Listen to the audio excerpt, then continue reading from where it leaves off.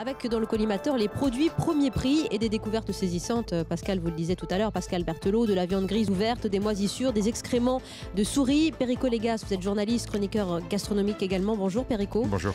D'abord, que dites-vous à midi de ce rapport? Est-ce que vous êtes sidéré par ces révélations ou pas étonné? Non, mais on le sait depuis toujours. Alors là, c'est la Cour des comptes qui met le doigt dessus. Nous savons bien depuis très longtemps qu'il y a le contournement. On a en France des normes et des réglementations formidables. Mais nous avons détruit les outils de contrôle qui permettent de mettre la main et de mettre l'accent sur justement ces dérives.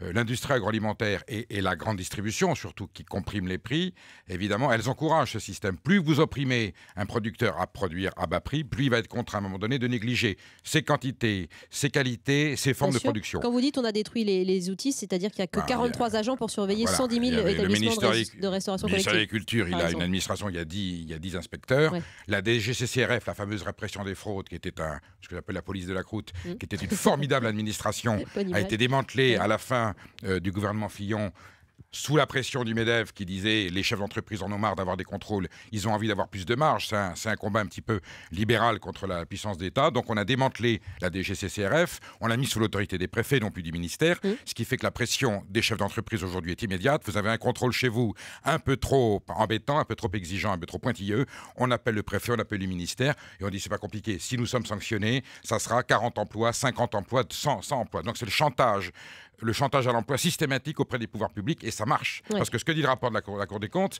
c'est que des contrôles, il y en a, peut-être pas assez, mais il y en a. Mais quand ils sont faits, il n'y a pas de suite, il n'y a pas de sanctions, elles sont infimes.